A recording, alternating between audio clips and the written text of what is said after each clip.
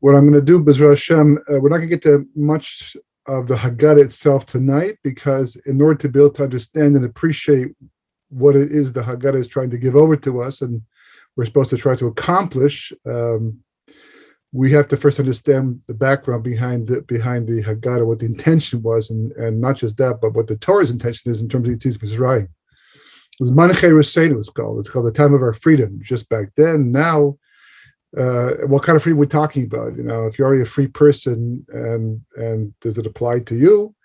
So, these are all concepts and important ideas that have to be brought out first in order to be able to appreciate and understand what it is that Haggadah is portraying, trying to bring out in us. It's just a recounting of Yetzias Mitzrayim, or is it so much more? So, to begin with, the Torah refers to Pesach as Chag HaMatzot, and we, the Jewish people, call it Pesach. What's the difference? So the Gemara explains that the HaKadosh Baruch Hu looks at the holiday from his perspective, and from his perspective, we eat matzah. The chiyuv is the first night of Pesach itself, and not to have chametz the rest of the week, but eat matzah. That's the main thing. We eat matzah. So Hashem appreciates the fact that we're giving up bread. Personally, I love matzah, but we're giving it up at least for 7 days in Eretz Yisrael, 8 days in Chutz La'aretz, and so he calls it Chag HaMatzot. We call it Pesach because we recall what Hashem did for us, what the big Yeshua was for the Jewish people. And that was the fact that the HaKadosh Baruch Hu is poseach. The word Pesach comes from the word poseach, which means to skip over. It's the holiday of skipping from our perspective, because that saved our lives. We put the blood on the doorpost, we put the blood on the lintel, and as a result of that, the HaKadosh Baruch himself skipped over the houses, and no firstborn died in those houses, and anybody who did put the blood on the doorpost, they were affected by Makis Becharis, and therefore, to commemorate that, we call it Pesach, and Poser. Nothing more to talk about, seemingly. However, and the Maharal and other Meforshim point out that the word Pesach, actually, if you do it the way it's actually written, it's written Pei Samach Ches, right? Pesach, right? Can actually be read as two parts, right? Peh, the first letter is a Pei, right? Peh, and happens to be one of the few letters that actually makes a word at the same time. So Peh, in fact, is a mouth, right? Peh is a mouth. So the word Sach, Samaches, means, spoke, past tense, spoke. So literally, you could read the word Pesach as Pesach, the mouth that spoke.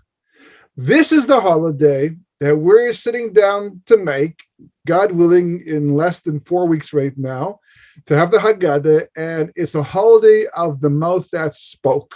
That's what Pesach seems to indicate, according to these commentators. Now, that might sound a little bit strange at first, but then as you start to break it down and understand how much speaking plays a role. So, for example, that it is called a Haggadah. The word Haggadah comes from Hagid. Some say Haggadah means, there's another interpretation of the word Haggadah, I think it means to understand something, but the word comes from the Hagid, to speak, to give over.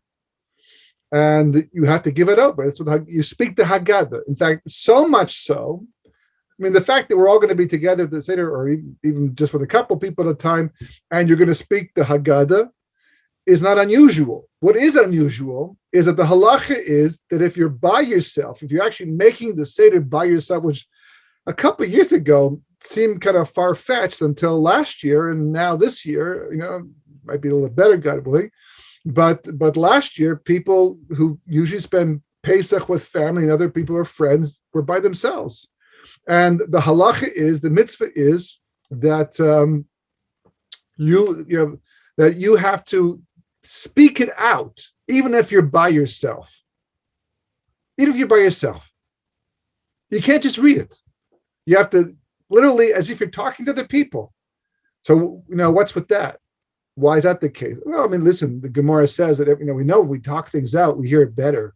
If you just read it to yourself, read books to ourselves, but you'd be amazed, as much as you read a book and you're enjoying it, how quickly you forget something. I know for myself, for example, when I learn Gemara, a lot of times I get tired first thing in the morning, I don't feel like speaking out loud, and I'll read it, and I'm understanding it, and then 2.5 seconds later, I'll forget what I saw.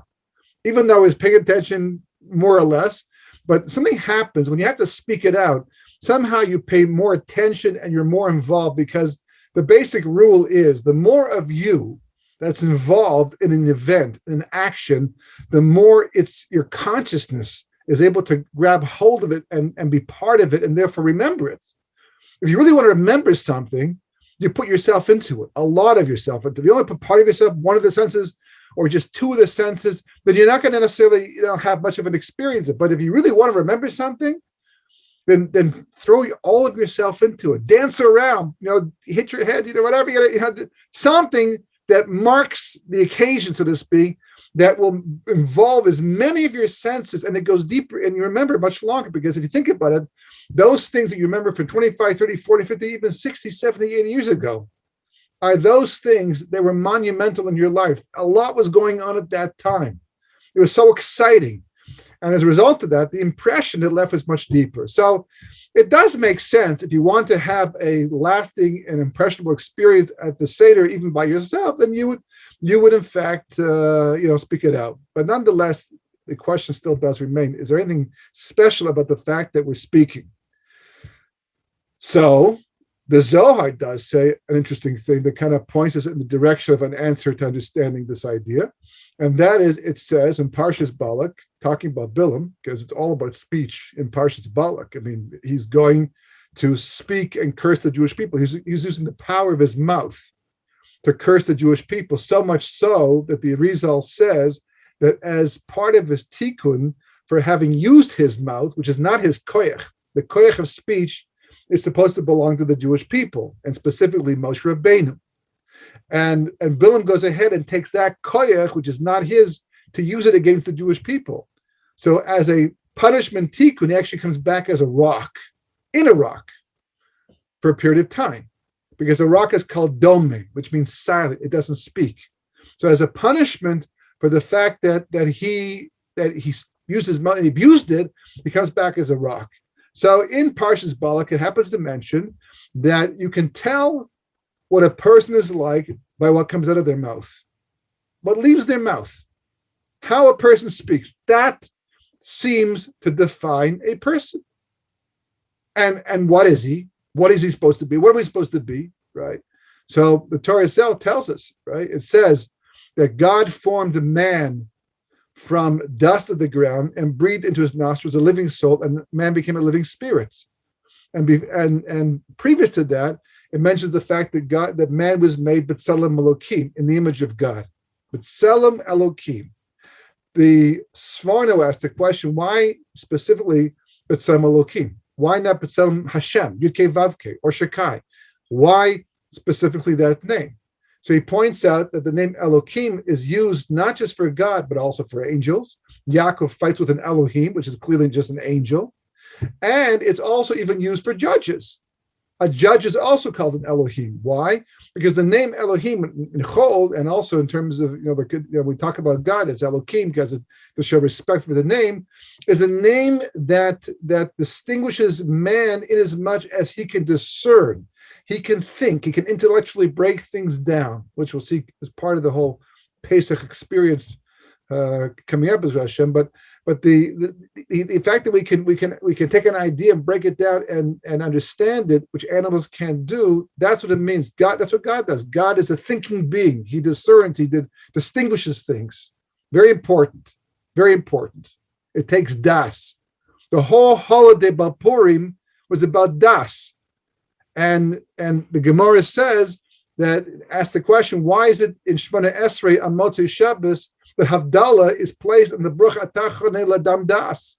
Because it takes das. You have to have this certain perception and knowledge and intellectual capability to be able to distinguish things. Because otherwise you can't get to the truth. And you see today, I mean, it's such a bilbo, such a confusion. People think they're doing the truth. They think they're doing the best thing possible that man can do. And from a Torah perspective, it's exactly the opposite. How can people become so wrong about something? When someone knows something is false and it's evil, they do it anyhow. At least they're molded to the truth. They know this is the truth. I'm just not going to do it. But when someone goes ahead and distorts the truth or doesn't understand what the truth actually is, and they're doing something which is completely ludicrous. And yet they think it's the right thing. Well, that's because they lack das, not just knowledge, but a special type of das that Purim is supposed to give to us. But that was Purim. Spoke about that last week and the week before that. And this is why Havdalah, which distinguishes between Kedusha and Chol, which apparently is not so easy to do for a lot of people, is in the Brocha Tachon Adam Das, because you need Das to be able to do Havdalah. So that's what it means to be a B'Tselem Elokim. The pasuk over here says that God then, after he formed man and made a golem, right? He was just a golem at that time. The Gemara in Sanhedrin speaks about the hour by hour process of actually creating a human being the first time.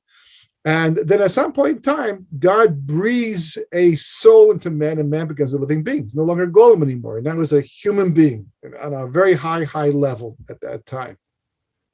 What's interesting is that if you look at that verse, you look at Rashi, you look at every single commentator, it's a very important verse. It's a key verse. What does this actually mean? I mean, now it seems obvious. The soul, we all have a soul. That's what's so confusing. But comes along Onkelos in his Targum, in his and you should know, Onkelos for the most part sticks to the Pshat. Every once in a while, he'll throw something in that explains what we're reading. But for the most part, it's just a Targum. It's not a Perush. It's an Aramaic translation of the verses, side by side in every Chumash, that has, the more than just the Hebrew itself. He's there, front row and center. But every once in a while, he'll add a little bit of a change that's very insightful, and he does the same thing here. When he explains what does it mean that God breathed into the nostrils of man and gave him a living spirit, he says, Ruach Malal. He became a speaking spirit.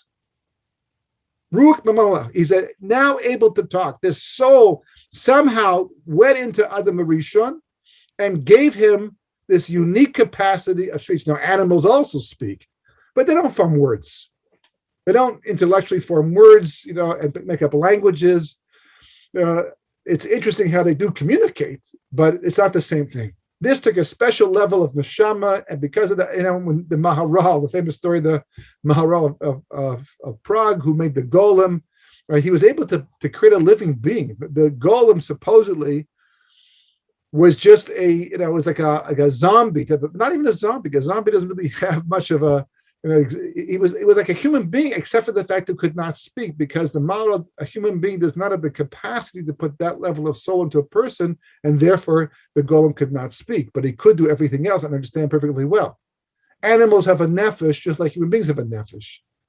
So there's Ruach Mamala that the Onkelos is talking about. This gives the power of speech right at the very beginning. Talk about what's the difference between man and the animals, right? Well, we have thumbs. They don't have thumbs. I don't know if everyone does have thumbs in the animal kingdom. Monkeys have something close to that, but that's the whole difference. We don't, no. It's this power of speech, a defining factor. So once we see the centrality of speech in life in general, in terms of the Chumash, then we can also start to understand other things, that maybe weren't so clear at first. So, for example, if you were paying attention to, what's going on in the Chumash, right, who is the main antagonist in the story? Of course, is Paro, right? Paro is the Hebrew word. It comes in the Torah. They didn't make up the word Pharaoh. They took the word Paro and transliterated it to some degree into the word Pharaoh. So there it's Pharaoh, but the actual word is Paro, because you write, Pharaoh, you write, P-H-A-R-A-O-H, right? But Paro would be P-A-R-O-H. And they just transliterated it to sound like Pharaoh. But in Hebrew, it would be spelled Pei, Resh, Ayin, Hey.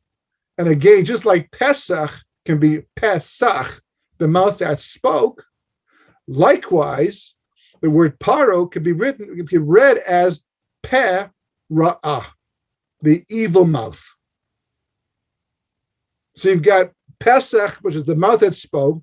We've got Onkelos telling us that speech is central to distinguishing, the level of godliness of a person. And then you have the main antagonist, who happens to be Pera'ah, the evil mouth. And not just that, but it turns out that the main protagonist, the one who comes against him, is Moshe Rabbeinu. And of all the stories you ever hear, I mean, how many stories have you seen? How many movies have been made about reluctant heroes, why they don't want to go and do the job that they're being asked to do to save the world, to save the nation? How many of them have ever complained, I can't go, I have a speech impediment? Well, we know he got that from, right? When he was found by Bitsya back at the beginning, taking up the basket onto Paro's house. There was a prophecy, there was an astrology, whatever it was, for one of the astrologers of Paro, that this maybe one will challenge the kingship and to see if this is going to be true. So, Paro at that time decided to do a little test. So he took a hot coal and put a diamond to see which the baby would go for. And really, baby Moshe wanted to go for the diamond. I mean, which baby wouldn't? But instead, an angel came along and made him pick up the hot coal and put it into his mouth. And it burned him. And from that point onward, Moshe was what the Torah calls oros vasayim, of uncircumcised lips, meaning I can't speak properly. You want me to go down and talk to Paro? It'd be like a comedy movie where the hero goes down. He's got this lisp. What did you say? What did you say? What's he say? How can I? Chil Hashem. I'm going on behalf of God, and he couldn't find anybody that could speak better and speak more clearly. Now, at some point in time, he seems to lose that. Because God tells him, listen, who is the one, right, who put the tongue in the mouth? Who's the one that gives speech to a person? Who makes the deaf? Who makes people can hear? It's me. I gave you that speech impediment for a very specific reason. But it is interesting that these are the two main players in the story, and each one has to do with speech. Not only that, but the Torah says that when Paro imposed the slavery on the Jewish people, it wasn't just any avoda, it was avoda befarach, which literally means severe backbreaking labor. That's the simple explanation of the word befarach. But as the Gemara points out, the word farach itself can actually be broken up into two words. Pei, again, the first letter is the pei, and the last part of that word is rach, which means soft. So the Gemara says that really the word befarach means, on a simple pshat level, it means a very, very difficult, severe labor. But the main, the drush on this verse, on this word itself, is a soft mouth. What do you mean soft mouth? What does soft mouth mean? So Gemara says because the way that Paro got them to go to work was he put up a bunch of signs, use social media at that time, and and now anybody who's loyal to the state should come out and help us build Piton and Ramses. So of course the Jews right away showed their loyalty to their host country, came running out to help out with the Egyptians side by side, and they went to work side by side, and everybody got a paycheck. Then at one point in time, the Egyptians stopped coming to work. So the Jews just figured, okay, well, we're still here. We're looking even better than they are because we're doing the work. We're showing our loyalty to Paro and Mitzrayim, and we're getting paid for the work. And then, of course, at some point in time, the checks stopped coming in as well. And we don't want to work anymore. But by that time, there were already taskmasters standing behind them. And not just that, but I saw the measures today that said even the money they did receive already, they had to give back. So they were conned into slavery. Because it was just too hard just to impose it off the bat. They were led to believe that they were doing an act of loyalty when in fact they were being set up for a situation that would eventually result in the shibud. And that's the perach. I read also, and this might be more to the point, is that perach means that Paro understood that the lifeline of the Jewish people was Torah. Now you'll ask the question, but there was no Torah in those days because the Torah was not given till we left Mitzrayim instead of Mount Sinai. But we do know that Noach learned Torah, and there was a tradition of Torah being passed down from Adam Arishon all through the generations through Abraham and Yitzchak and Yaakov. In fact, the Gemara says that the Avos kept all the mitzvahs, even the rabbinic mitzvahs in Eretz Yisrael. So they clearly knew something, and that was passed down. In fact, the B'nai Levi, the tribe of Levi, was not included in the shibud. They were not included in the oppression. Pharaoh left them alone. He left them alone.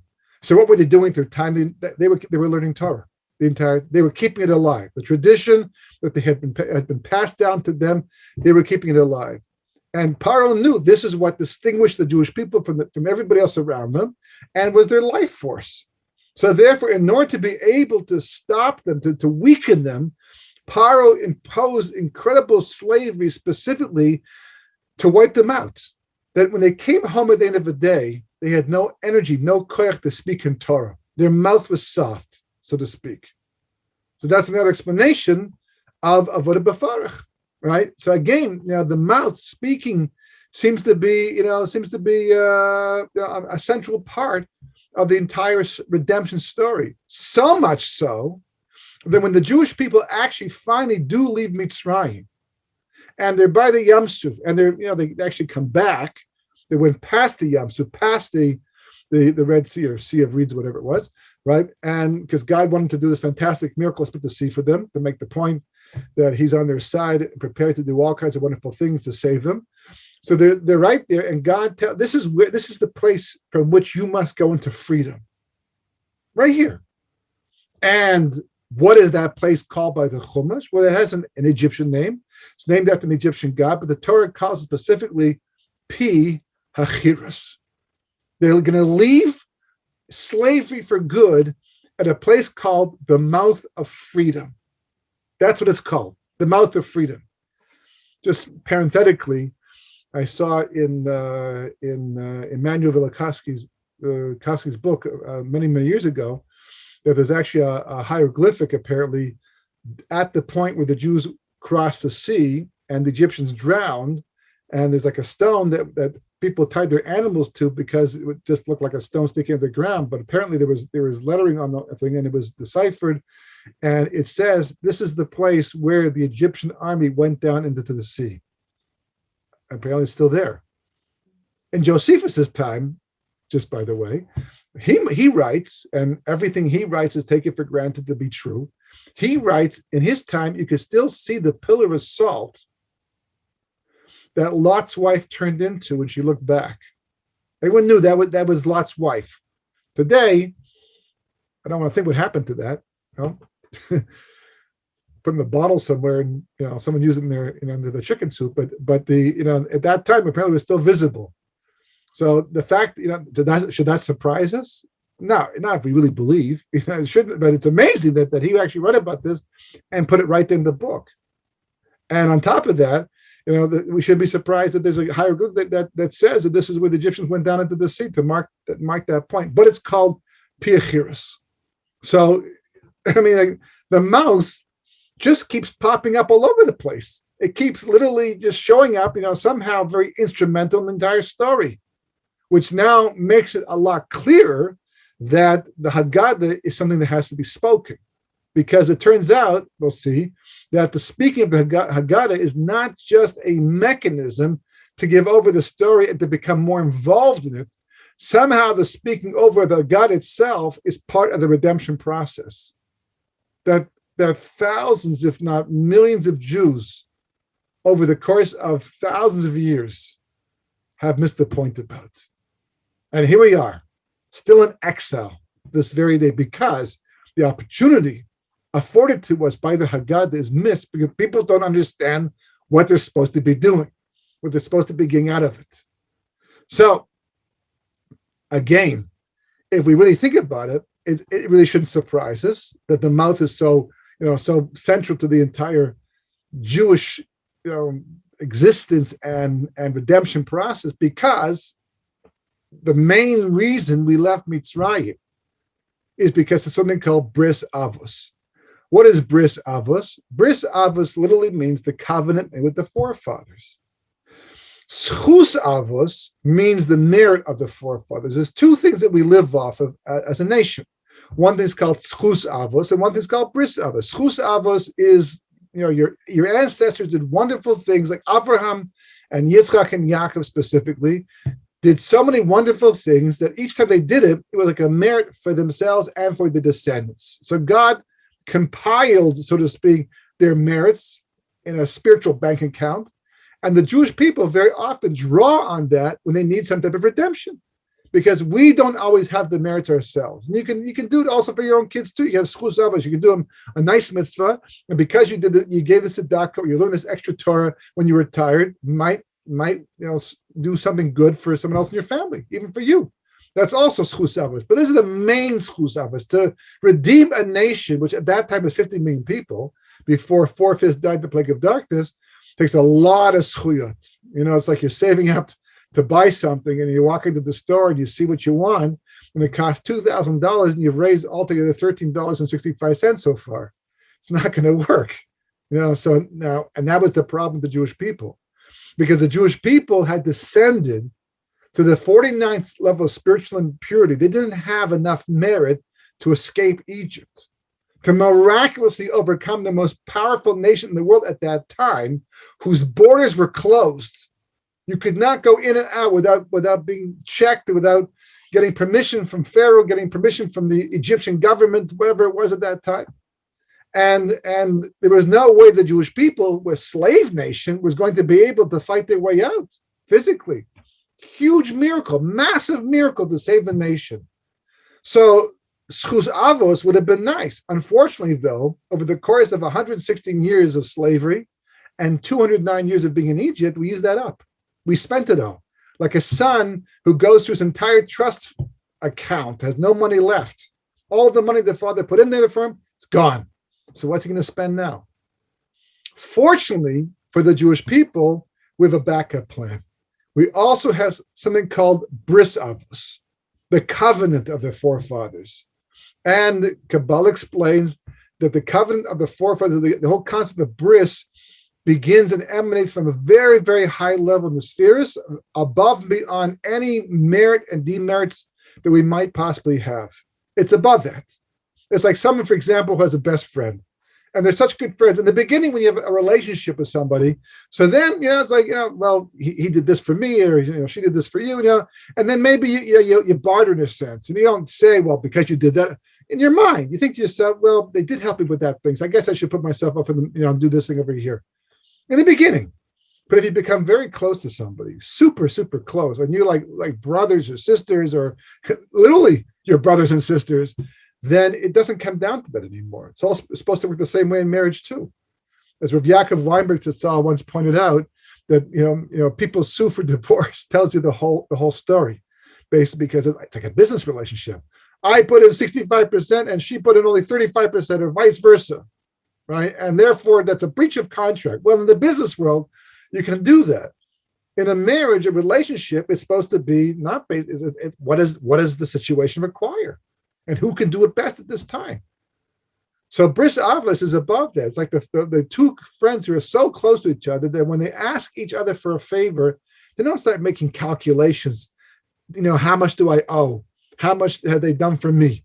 The relationship just demands it. It's above and beyond any merits. So bris avos is like that. Bris avos is a covenant that God made with the Jewish people that says basically, regardless of what we do and what we earn and what we spent in terms of merits, God is still going to come to our aid, and we're still going to be redeemed at some point in time. So as the Gemara says in Shabbos, that schus avos tama, that schus avos can run out. Bris avos lo tama. It doesn't end. And what is the very symbol of that bris?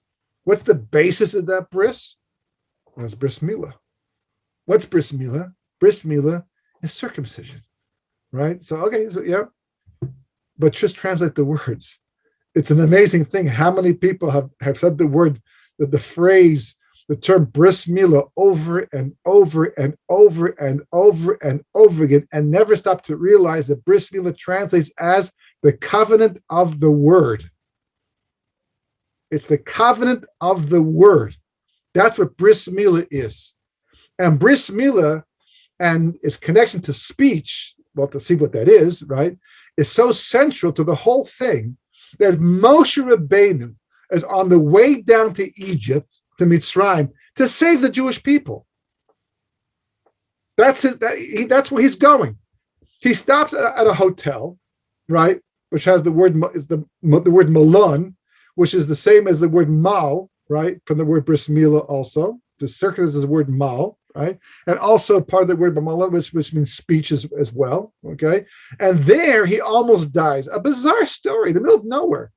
It's like such a incidental thing. Like what is this doing here? He almost dies. He gets swallowed by some type of snake, serpent, and his wife Tzipporah, the tzedekah that she is, right? She sees what's going on. She understands what's happening, and she immediately takes a rock, a stone, a tzur, right? Takes a rock, and she circumcises her son, and then the snake goes away, and Moshe is okay, and they all get up and check into the hotel like nothing happened. And then Moshe goes down to Mitzrayim. So first of all, just this whole episode, what's it talking about? Like what's it doing even here? And why would Moshe Rabbeinu almost die after being chosen to be the redeemer of the Jewish people? Why would he die over an event like this? Because halachically speaking, if a father does not circumcise his son, he's over mitzvah's law. He's over mitzvah's aseh. So he's over mitzvah's aseh. There's a positive mitzvah to circumcise your son at 8 days if he's healthy. If you don't do it, you're over mitzvah's aseh. And the base thing can force you and can compel you, but you're not chayav misa. Even the son, if he chooses not to perform bris milah on himself because his father didn't do it, he's chayav chorus. That's from heaven. He gets excited, he gets cut off. But no one's chayav misa. Why is Moshe being killed? Because he doesn't perform bris milah for an hour. He deals with the hotel. It's like, and he's why? Because bris milah is the covenant of the mouth, and he's the one going down to speak to the evil mouth to free the mouth of the Jewish people. And there's a klal, just like in nature. If something ceases to fulfill its purpose, it doesn't need to exist anymore. That's his whole purpose. His power is the power of speech. He davens. That's what Bilam says and Balak says. The power of speech. He's going down to defeat the evil speaker. And that's Paro.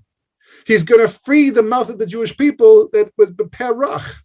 So if you're not going to get it right here, Moshe, for you personally, forget about the halacha. You personally, this is your job. This is your raison d'etre. If you're not going to fulfill it, you don't deserve to live. So Tzipporah, she saves the day. And her name itself, Tzipporah is a bird, right? Tzipporah is a bird. But the word Tzipporah, interesting enough, the way it's written, right, can actually spell two words, tzur and peh. She uses a tzur, a rock. That's the first part of her name, right?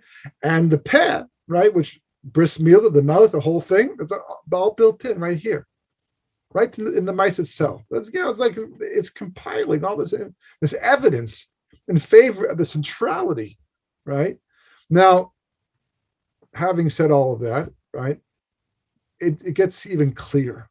Because up until now, what we're saying basically that speech is a primary element of a human being. That's what defines us. We're saying that the whole Mitzrayim thing basically was the fact that they softened our mouths. They made it impossible to speak Torah. Now the Gemara comes along and says the following thing.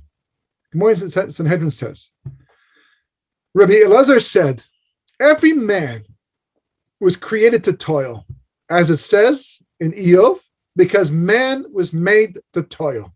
This is a Gemara Sanhedrin, 99b, and it says quite clearly a pasuk, a verse right there. Man was made to toil. We're here to work. We're here to work. Now, at this point in time, no one disagrees. You want to make a living? You have to go to work. You want to accomplish? You have to work hard. What does it mean to work? Well, I mean, you get up in the morning and you physically do labor. You physically get involved in the world. That's the main purpose. That's what Esav is asui, lasot, to do. He functions. He goes and he if you don't physically do it, it's not going to get done. That's what this verse is saying. However, Rabbi Elazar is going further. He says, I do not know if this means the Torah through speech or actual labor. I would think it means actual labor. I live my life as if it means actual labor. He's asking the question because he knows all that we just spoke about. He knows the importance and the centrality of speech in history. So he's saying, well, wait a second, if speech is so all important, so what's all this physical labor? What's the point of life? The labor or the speech? So he says, then I have a verse, and the verse is from Mishlei, that says, a toiling soul toils for him, for his mouth compels him. That's what it says. That's what the verse from Mishlei actually says. So Rabbi Elazar concludes, based upon this, I know that a person was created to toil with his mouth. You get that? You hear what it's saying? This is more than just a concept. This is the defining factor of a Jewish life. Hey, the rest of the world maybe not. It should have been, but it wasn't, and they don't know how. But it's according to Rabbi Elazar in the Gemara Tana, he's telling us that the verse itself from Mishlei tells us. I mean, he knows it already. He's not using this verse to prove the point. He's using the verse just to back it up, to show you there's actually a verse that says it's in Mishlei, written by Shlomo Melech, the wisest man that ever existed. And the verse says, his mouth compels him, meaning that this is what we're here to do, to toil with our mouth. And he goes further, okay? Because, you could just gab, blab the entire time, just speak nonstop. There are people who do exactly that. Maybe that's good enough. So it says, I do not know if this means to toil in Torah or just in mundane conversation. But once it says in Sefer Yeshua, this Torah should not leave your mouth, meaning, I guess, Yom V'Layla, all the time, every chance you have to learn and speak Torah. And that doesn't mean just quoting halachas and mishnas and things like that, but it means that everything that comes out of your mouth somehow feeds back into Torah. If you have to yell buy or sell in the stock market, because that's your job, that's the way you earn parnasa, and the parnasa you earn, is for the sake of supporting your children, yeshiva, supporting your household, making Shabbos, doing mitzvahs, and that's your mental. I'm only working because I need to do that to support myself to be able to do the mitzvahs of Hashem. And therefore, this was the job you chose because that's the one that works out for you. And you have to say whatever has to be said to make that job work. Sell that stock, buy that stock, or operate, don't operate, build that building. But it's all for the sake of that parnasa, for the sake of doing the mitzvahs of Hashem, etc., etc. That's also called Torah. That also falls in the realm of Torah as well. So it says you have to, your mindset should always be Torah. So even if you're having a whole conversation, you're talking, kiruv, doing outreach, you're talking to someone on an airplane just to make conversations to be nice, because you want to be Kiddush Hashem, because you want to show that people learn Torah, they have appreciation of other people. It's all part of Torah. That whole conversation, provided it falls in the halachic parameters, what's mutter, right? It's called Torah too. So this says right here, it says a person was created to toil with his or her mouth in Torah. That's what it says. That's the pasuk. So having said that, right? Having said that, then now it wouldn't be understandable that you shouldn't speak the Haggadah, that it wouldn't be called the Haggadah. Because let's face it, okay? On Shavuos, you have some milchiks perhaps before the fleishiks, however your minhag might be, some cheesecake, and then you stay up all night to learn some Torah, to commemorate the event, to try to replicate on some level Kabbalah Torah. You have a nice next morning, so you show your zealousness to receive Torah, etc. Okay? Kam sukkahs, you build yourself a sukkah, you get a little of an esrog, you do all the mitzvah halachas, right? To commemorate what took place at that time, to thank HaKadosh Baruch Hu for all the bracha he gave to you.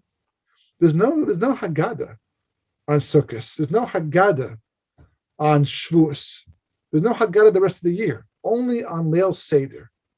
And what's even more interesting is, and the Leshem explains, right, that Pesach is the holy of Chesed. Normally, when it works, the way the system works is that if I want bracha in my life, if I want Hashem to give me something, I have to ask for it. But how do I ask for it? Well, you can simply say, can I have it? You might get it. Depends on how big it is, how important it is. But what you really ask for it is you do a mitzvah. right? You do it's the tata. You do something to arousal from below. It's a system, right? The same way that you have to press a button or switch, flick on a switch in order to be able to turn the light on. Likewise, if you want blessing to come back down, you have to create something of spiritual arousal from below.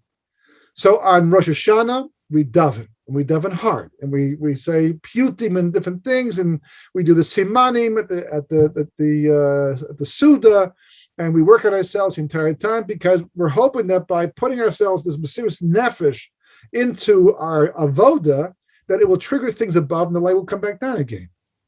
If you need to make more parnasa, you daven harder. You give tzedakah or learn a little extra Torah. Shidduchim, whatever it is, we understand there's no freebies when it comes to this world because it's not supposed to be that way. We can't enjoy it the same way. We have to earn what we get. And if you want to get something from the Kodesh Baruch Hu, you have to earn it spiritually. So we're always doing mitzvahs and doing things to try to instigate or at least inspire Shemayim to give the bracha back down to us. There's only one night of the entire year where that's not the case. Only one night. Leil Seder. There's a window out of 365 days a year. There's only one day where from the time the three medium stars come out, we call it night, until chatzot of that night, the shefa comes down free. You don't have to do anything to get that shefa. Because we see in Mitzrayim, Hashem saved the Jewish people without merit. So likewise, it's repeated every Leil Seder. It's not interesting that concept of how it ties into chumetz and all that, which we won't go to right now. But every night, every Leil Seder, that's what happens for that short window of time. We don't have to do anything. And yet, of all the nights of the year, it's the one night, the one whole day, we do so much. The whole Haggadah, the whole Seder. By Sukkot, make a meal, make kiddush, enjoy yourself, sleep in the sukkah, whatever, Shavuos, not much to do there either, except learn, of course, But Leil Seder, the one time it's the most free is the one time that we, in fact, do the most. Why is that? So the Leshem explains. It's like somebody, the mashal's not his, the mashal's mine, but based upon what he says, it's like somebody, someone comes to their door, they're offering a bonus at the local store, giving out free coupons, $50, $100, right? It's free. There's nothing to do. Just open your door and receive it. The only problem is you're at the back of the house. They're going door to door to door. And they want them to get to your door. You're not there. You can't hear the doorbell. You can't hear the door being knocked on. You're not there. You can't receive. You can't open the door. You can't, get the prize, get the press. So the Leshem says the whole reason for the Haggadah on Leil Seder is not to inspire Kosh Baruch Hu to give us the bracha. That's coming down anyhow. It's to make sure that when opportunity knocks, we can hear the door and we can open it. To make sure we're in the right place at the right time, doing the right thing, to be able to get the shefa of freedom that comes down that night for free. But it turns out that it's even more complicated than that, as we'll get to B'ezras Hashem. But to be able to appreciate that, we just have to understand one more thing. And that is, it says in the Gemara, Kodesh Baruch Hu gave the Torah to the Jewish people of Mount Sinai. We said, Nasa v'nishma. As we spoke about 2 weeks ago, 3 weeks ago, whatever, we mentioned the fact that the Gemara says that Hashem held the mountain over the heads of the Jewish people. So the Gemara says, what was it? We said, Nasa v'nishma, why the mountain? If there was a mountain, what's Nasa v'nishma in the end?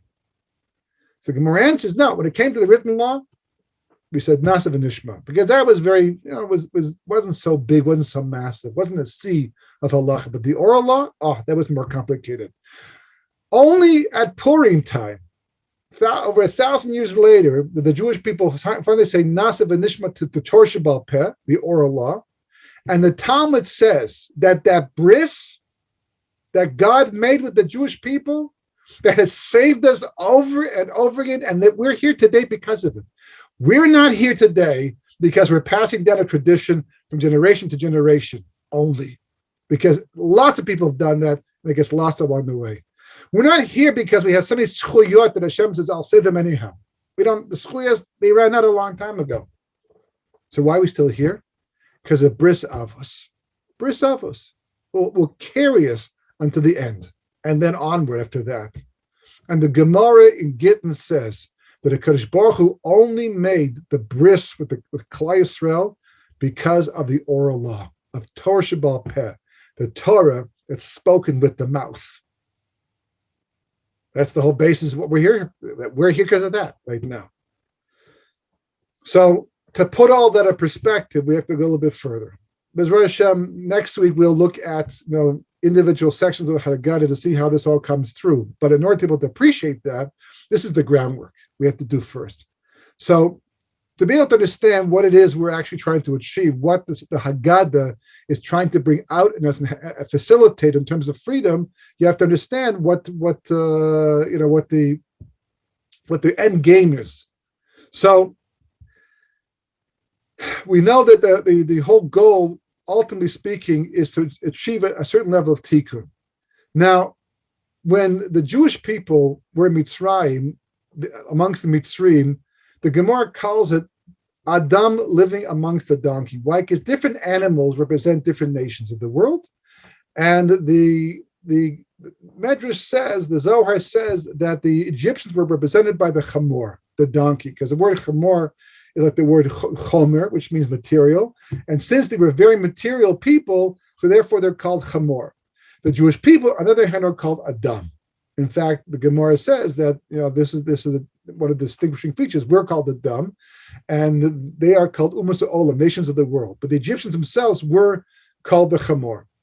And the Gemara says the following thing. The Gemara says that after Kodesh Baruch Hu caught Adam Arishon eating from the Eitz Hadas, the Gemara Psachim, of course, Adam admitted that he ate from the Eitz Hadas Tov Ra. So it says that a Kodesh Baruch Hu came to him and says, you will eat thorns and thistles. And then it says, right? Quotes Vidar there, you'll eat thorns and thistles. It says, but you'll eat from the sweat of your brow, you're going to eat bread. So if you read that first, the question that comes up is, wait a second, if even if I sweat, if I have to work hard to make my bread, why would I want to eat thorns and thistles? No matter, that's not, it's like fast food, right? You just take it off the field and eat. But still, who wants to eat that? If I'm going to, I'd rather work a little harder and longer to get some bread than eat thorns and thistles. So what's the Torah telling me? I'm going to eat thorns and thistles, or you can have what's behind door number 2, which is bread that you have to work so hard for. Of course I take the bread in the end. So Gemara says that's not the way it worked. That one statement by Kodesh Baruch Hu is actually 2 statements. Originally, Kodesh Baruch Hu came to him, Adam Arishon, and said to him, thorns and thistles, coats with dart there. That's what you're going to be eating from this point onward. So Gemara says at that point in time, a tear welled up in Adam's eye. He began to cry. And he said, can it be that me and my donkey will eat from the same trough? He also only eats thorns and thistles. And I'm also going to do the same thing as well. So at that point in time, when Adam, he kvetched and he complained, so then Kodesh Baruch Hu said to him, okay, fine. By the sweat of your brow, you'll eat bread. You'll have to produce bread. You'll be able to do that. So then why include the thorns and thistles? Now that we have the bread. And if we have the thorns and thistles, then why did Kodesh Baruch Hu change it back to bread again? Because when Adam ate from the Eitz Hadas Tov Ra, which is a story unto itself, he was basically acting like his donkey, indiscriminately eating from something that was not even permitted to him. So Kodesh Baruch Hu said, because you did not appreciate the level you were living on, I'm going to put you down to the level of the chamor. Adam recognized he's not a chamor. He wanted to be on a higher level. He wanted to connect up to Kodesh Baruch Hu on a higher level. So Kodesh Baruch Hu Rachmanis and gave them the ability to be able to produce bread. Now, wouldn't we have anyhow? Isn't man, a technocrat? Somebody at some point, we are as advanced as we are today because mankind has constantly been discovering ways to improve life physically, materially. Wouldn't we at some point in time said, forget these thorns and thistles, let's take this wheat and grind it down and make some flour? So the Meiri says no. Meiri says not at all. That really when Hashem says that you will be able to produce bread, he gave him the intellectual capacity at that stage. Until that moment in time, Adam would never have been able to figure out anything just like the donkey never has. Yeah. But when he complained, and the Kodesh Baruch Hu told him that, so then he gave this special ability to be able to look at the world and understand and break it down and figure out how to harness its power, its energy, to be able to advance himself in life.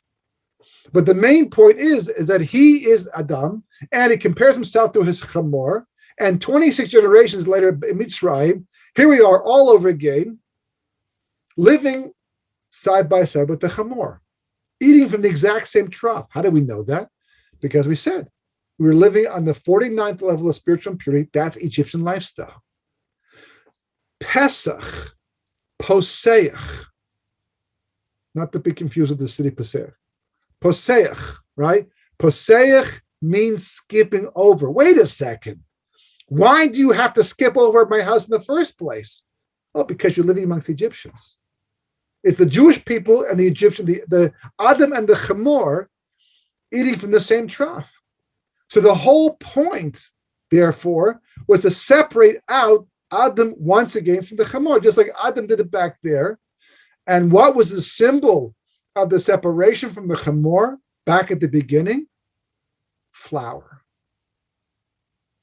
And what is the symbol of the separation of Adam, that is the Jewish people, from the Chamor, that is the Egyptians, again, 26 generations later? Flour. With a little water, right, which we call matzah. Because the question is, and they ask it, did we eat matzah because we didn't have time to bake bread? Or did we not have time to bake bread in order that we should be able to eat matzah? Makes a big difference. Because if you ever watch matzah being baked, you'll notice that time is not usually the issue of having too little time. It's usually the other way around. They even print on the sides of boxes 18-minute matzahs. Because we all know if the water and flour is able to sit for 18 minutes or more, it becomes chumash, just like that. It's called bread. It may look like matzah, may smell it, but it's called bread because it leavened. So, same thing in Mitzrayim. They didn't have time. They knew from the night before, at least, if not weeks in advance, if not months in advance, they knew they leave Mitzrayim. They couldn't bake bread to take with them. Well, Abraham ate matzah hundreds of years before the Jewish people were even in Mitzrayim. Adam Rishon ate matzah. So the answer seems to be, again, that we didn't have time to bake the bread because HaKadosh Baruch Hu wanted us to eat the matzah. So why? Why is this supposed to change? What does matzah really do for us in the end? It's all part of the whole Haggadah, eating, talking experience. So for that, you have to appreciate another point. One more point for tonight, B'ezras Hashem. And that is that Adam itself, right? The whole concept of Adam is wrapped up in one little word, 3 letters. One of the beautiful things about Gematria and just, Kabbalah instead, is how something can be so obvious, so pashut. It's been around for so long. Everyone says the same word over and over and over again, and how over time we actually forget to understand what it is it's actually conveying to us. Adam names himself. He calls himself Adam. He names all the animals, and God says, yes, that's their name. And then he says, what are you going to call yourself? And he calls himself Adam. And Hashem says, that's a nice name. Why do you call yourself Adam? He says, well, because I came near the ground. So to remind myself, to humble me of my humble origin, I'll call myself Adam. But there's a better reason why. Because I know that I'm a combination of two entities, 2 parts, spiritual and physical. I have a body and I have a soul. And it's very easy to forget that. So I'm going to call myself Adam. Why? Because the Aleph, which means one, and is the word aluf, which means like a chief or a leader, will allude to Kodesh Baruch Hu, who's the chief of chiefs, and my soul is a part of his light. So therefore, the Aleph will remind me I have a component of God. I'm made b'tselem Elokim, that ruach Elokim that Hashem puts into me to make me a speaking spirit. That's the neshama, it's the Aleph. But the rest of the word is Dalet Mem, dam, blood, because blood symbolizes the physical life, our physical existence, physical being. So Adam says to remind me that I can't be too spiritual, but I also can't be too material. This balance I have to achieve, because that's the way you made me. You didn't just make me a soul. Those are the angels. He didn't simply make me a physical being, because that's like the animals. I'm a hybrid between the two of them. I got both of these components. And I have to somehow strike this balance that allows me to be a Tzelem Elokim. And it turns out that when they're both there, the body and the soul in the proper amounts, the Adam is complete. The Arizal calls an Adam Shalim, a complete person, a really complete, not just that person, but a completed person. And the gematria of the word Adam is 45. 1 plus 4 plus 40, 45. And it turns out that the word Geula, which means redemption, which is what we're after, not just in Mitzrayim, in everyday life, is also equal to 45. To say that Geula and an Adam Shalim are the exact same thing. You want to be free? Yeah, you can go to war and pick up the weapons and drop bombs and struggle and fight and punch and but that's just a means to achieve some level of freedom. The real you want a real freedom? The real freedom is just be yourself, but not yourself like incomplete, what an Adam is supposed to be. And that's why the very first plague in Mitzrayim is Makas Dam. Because there's lots of things it could have been. Well, it was done because the Nile River was considered to be an Egyptian god, and to make the point that god has no power, it's just an Avodah Zarah, so therefore God smote the river. Okay, so make this just the fish die, make it putrid, make the water poisonous. There's a number of ways you can attack the Nile River as a god. Why specifically blood? So there's another paradigm shift in all of this. Well, if it's for the sake of the Egyptians, like we finished saying, then you don't need blood. Okay, blood's repulsive, but so is oil, which there was plenty of in the world at that time.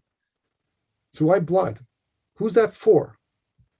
Well, if the story of Egypt, the story of Yetzias Mitzrayim, is only about the freeing of the Jewish people, as the lesson points out, one plague would have been enough. One plague.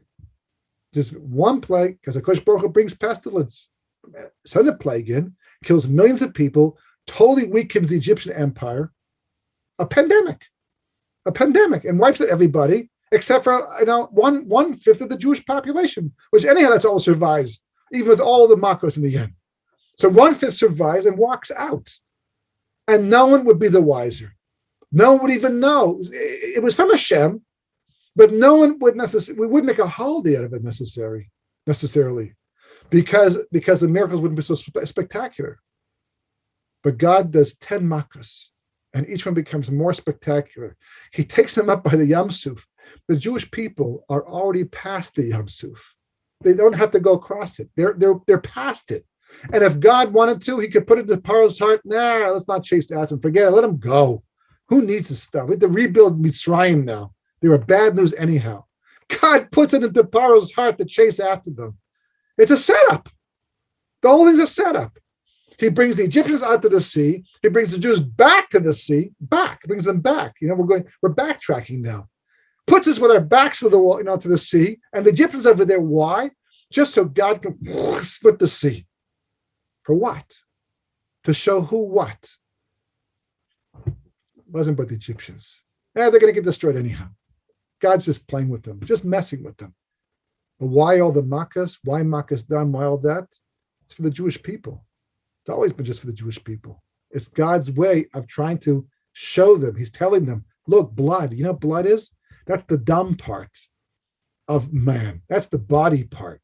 Mem tesh shari tuma. The 50th level of spiritual impurity means that your soul has been squelched. It's so small. The aleph is so small you can't even see it. It's amazing you're still alive at this point in time. We need to fix you up. We need to rebuild your aleph. And that's what the makas do. Starting with makas dam. The first thing, you go to a doctor, right? And the first, what do you feel? What are your symptoms? First, let's identify the illness. And then we can discuss what the refuah is going to be. So makas dam tells the Jewish people what's wrong, what's missing, what the problem is. And then all the makas after that are just to build the aleph, because once that aleph is built by makas bechoros, after makas choshen takes away the 4/5 who refuse to change, refuse to acknowledge the reality, refuse to go with the program, and the 1/5 survive. Once we get to that last plague, the reason why the Jewish people go out is not simply because Paro was beaten and he had to let them go. It's because they got to the level of an Adam. The Aleph, the Dalet, the Mem, the Makkos, they built that up. And because of that, they were free. They just had to walk into it. And that's what's supposed to happen to us every year through the Haggadah. Yeah, we call ourselves a dumb people, we have names, weaknesses, strengths, but there's this process we have to go to become an Adam in the full sense of the term. And then you can experience freedom like you never had before. There's one more point because I don't want to have to start with this next time, right? But it just involves the other half of the other side of the coin now. That's what the Jewish people were. That's what the Jewish people have to become. What about Mitzrayim? If that's what's going wrong, then where does Mitzrayim fit into all of this? So more than Mitzrayim, what does Mitzrayim mean? Well, it means Egypt, right? That's, you look at the map even to this very day. You look at a map, an atlas, where Egypt is Mitzrayim, because that's what it's called in the Chumash. So that's what it's called to the day. We call it Mitzrayim. But that's just a technical reality that's been passed down through the ages. The reality is that Mitzrayim is more of a concept than it is a place. In fact, Mitzrayim could be anywhere in the world. Because once you understand what the word Mitzrayim actually means, the word Mitzrayim is a component of two parts, Meitzer and Yam. Mem to the Resh and the word Yam. This literally means boundaried 50. So I'm not going to go to the whole thing right now. We will start off, God willing, next week with this particular point because it's be chaval just to kind of race through it. It's already 8:30 at this point in time. But the basic idea is like this, that whatever it was that Egypt did is something that any nation can do throughout history. Very, very briefly, anytime you see 50, as we spoke about during Purim, it's always an allusion to what's called the Nun Shari Bina, the 50 gates of understanding. What is that? That's divine light. The Torah is based upon it. But the secret of life is wisdom and morality. These are the things that allow us to live up to the term Tselem Elokim. In order to be able to have wisdom, not just be smart, you can be very smart, you can be a genius, but to have wisdom, to be able to understand what life is about and to curb your desires to do the will of God, because that's the most meaningful thing to do, what the Torah calls morality, you need the Nun Shari Bina, the 50 gates of understanding, which the world was made with, it says. And Mitzrayim is any nation in history that confines that. Any place in the world that by definition acts in an anti-Torah way, acts in a way that goes against Torah morality, even if they call it morality, they call it the truth, doesn't make a difference. If it somehow conflicts with Torah's idea, what truth actually is, and Torah's idea of what's called moral and not moral, by definition, it's a place that constricts the Nun Shari Bina, the 50 gates of understanding. And that place is called Mitzrayim. Back then it was Egypt. It could have been Europe. Today it could be America, Canada, wherever it's going on, wherever it's taking place. That's the Mitzrayim of a time. So when the Haggadah says that everybody has to look at themselves as if they too left Mitzrayim, it's not kidding around. It means it, because in every generation there's going to be a Mitzrayim. And every generation, the Mitzrayim is going to stop us from becoming an Adam and confine us and enslave us. So the Haggadah comes to undo all of that. There's one more aspect which we'll leave for next week. And it turns out that this is the entire reason why the Galus took place in the first place. Because you understand, how did we end up then in Mitzrayim? Well, God told Abraham, he asked, Ma'eda, how do I know that my children will inherit the land? And God said, well, do the following thing. And he gives them a prophecy and says, your children will be strangers in a land not theirs for 400 years, but the eighth generation from Abraham, but the fourth generation will go out free, and I'll take it back to his Canaan, etc., etc. But how is that the answer? What was the question? Question, I understand. How do I know? Because, but how is it the answer? It's all tied up in this. And if you understand what that answer is, and how the Haggadah brings it out, it will change your approach to the Seder and the opportunity of cherus, of achieving true and lasting freedom. So B'ezras Hashem, next week, same time, more or less same place, we will go further with this idea and start looking at the section of the Haggadah. Any questions?